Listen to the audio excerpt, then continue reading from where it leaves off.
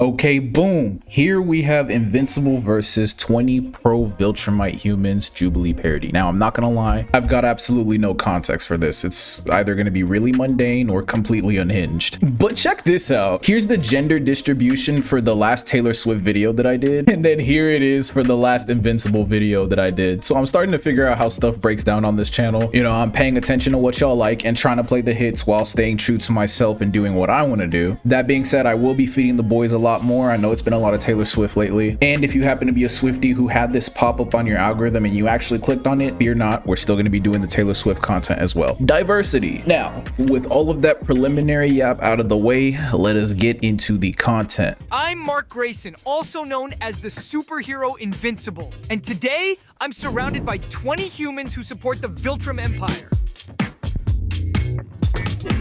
That's insane. I almost choked on my coffee because that's so stupid. Like, why do they support it exactly? Okay, let's get into it. First claim is, if you support the Viltrumites, you hate humanity. They don't see us as equals, only as tools or obstacles. Standing with them means betraying everything that makes us human.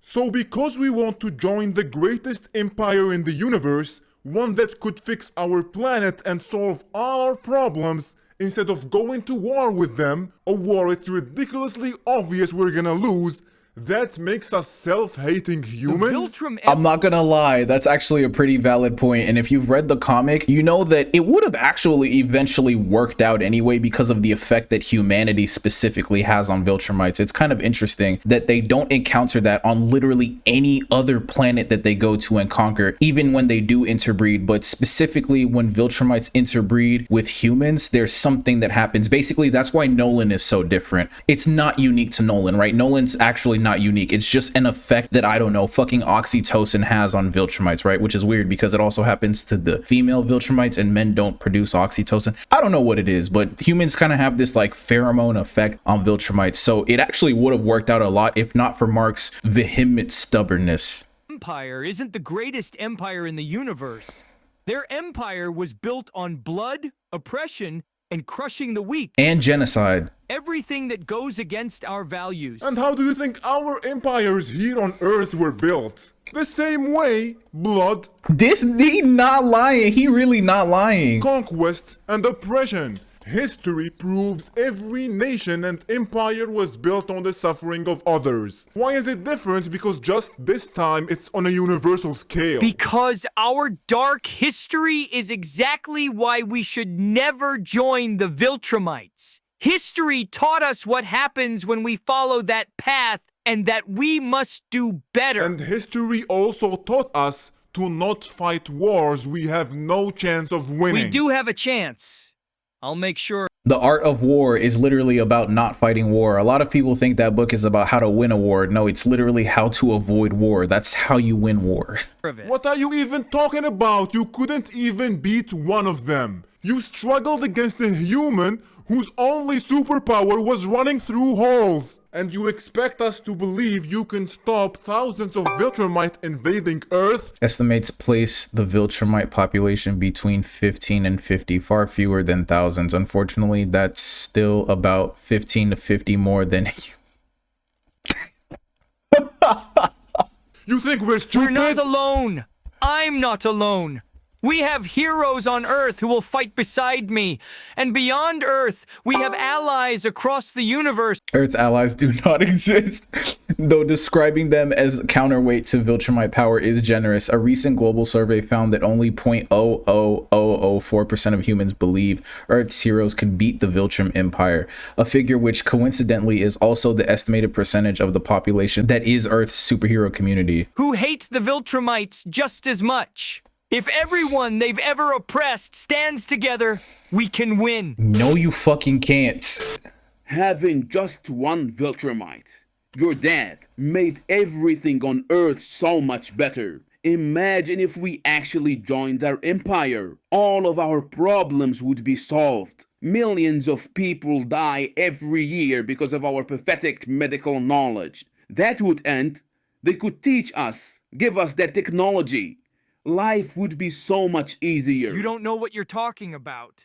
You have no idea how... I'm not gonna lie, like, what exactly is the downside to being conquered by Viltrum? Because, like, you get all of this good stuff, and I mean, they're not gonna be like super oppressive. They just kind of want to conquer you. I mean, I wouldn't want to be conquered, and I guess that's the point. But like, I wouldn't fight it as violently as Mark's trying to fight it. horrible these people are. How many will die if we go to war with them? We don't have You to don't go have to war. to. You say they are monsters, but they said over and over, if we surrender and join them, they won't harm us. And you believe them? They will never treat us as equals. And if we don't stand against them, we'll be ruled by an oppressive, authoritarian empire. We are already ruled by authoritarian, life now. oppressive governments. You act like our leaders are saints. They have killed far more of us than the Viltrumites ever have. The real villains ruining Earth are humans. And with the Viltrumites in charge, we'd find... Political analysts note that replacing one authoritarian regime with a species of genocidal conquerors capable of glassing continents and our is not typically considered a reform. finally have the strength to stop them. Holy shit, this is funny. One Viltrumite was enough to stop almost all evil here. Imagine what they could do with an entire army. Jared, they're not going to stop the evil. They are the evil. Everyone in the universe knows it. Every planet that's ever joined them has ended up in ruins, crushed, controlled, suffering under their rule. Not every planet that joined the Viltrum Empire is in ruins. In fact, official polls show that a remarkable 100% satisfaction rate amongst the citizens. Participation was reportedly encouraged by local authorities, and the survey's margin of error was described as non-existent. Why would Earth be any different? Is it a Viltrumite doing the fact-checking, though? Talking to you makes me realize maybe Earth's biggest problem isn't the Viltrumites. Maybe it's us. Maybe it's the fact that even when the choice is obvious, we can't agree on it. Which is exactly why we need them. They'd fix even that. My second claim is humanity's values are superior to Viltrumite values. They think strength gives them the right to rule, but we know empathy, I'm gonna have a tough time disagreeing with that. and justice are what truly build a civilization. In theory, but in practice, humans are not like that, so... Empathy and justice? Tell that to the people who can't afford homes because their rents keep going up. Tell that to the forests that gets burned down for profit. Hey, say Tell that, say to that. the This hoe is subtly political, bro. Say that. endless families crushed by endless wars and corruption. It's not the Viltrumites doing that. It's your people. It's your so-called civilization. Everything you just listed isn't even a fraction of what the Viltrumites would do if they ever ruled this planet. And who's saying that? The same people who lied about weapons, about wars, and about what's really happening out there in space. Why should I believe anything you or your government tells me? For all I know, maybe the Viltrumites are the good guys. Maybe they are trying to free us from you. After all the cities they've burned, the planets they've wiped out, you still think they're the heroes here? Maybe those wiped out planets were the threats. Maybe they were tyrannical regimes just like ours. Maybe all those stories you've been fed are propaganda. Surveys show that around 14% of respondents shared the speaker's distrust of official interplanetary reports. Coincidentally, the same group also questions the moon landing, believes the Earth might be flat, and insists birds were replaced by government drones in the 1980s. All right. Propaganda. Fear campaigns to keep us obedient, to distract us from the real threats facing our planets. If a race of superpowered, planet-hopping, galaxy-colonizing psychopaths that no planet could stop isn't the biggest threat we face, then tell me, what is? Isn't that just like what America kind of is to the rest of the world, though? I mean, at least for a long time, China kind of getting up there. It's the Not kinda, they are there. You might want to teach your kids Mandarin. That's the problem, Mark. For you. Oh God. It's the Jew. Oh God. I love how they describe that guy as like a flat earther who believes that birds were replaced by drones and stuff like that. Ugh, perfect. Very, very nice commentary. The problem, Mark. For you, this is about values and freedom and ideology. But for us, for real humans, It's life and death. it's life and death.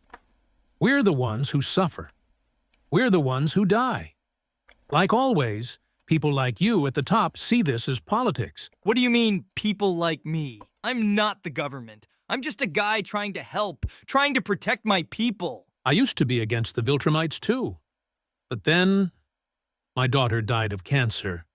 And I can't stop thinking that if we had accepted their empire, if we had just swallowed our pride and let them share their science, she might still be alive today. I'm sorry about your daughter. Truly. But we can't risk the survival of our entire civilization just to solve one problem, no matter how painful that problem is.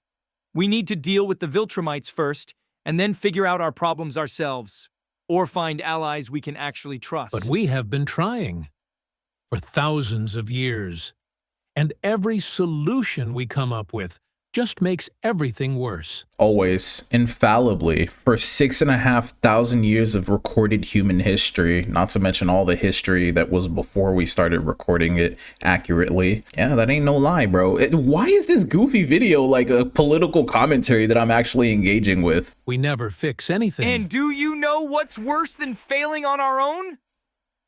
Succeeding under their boot.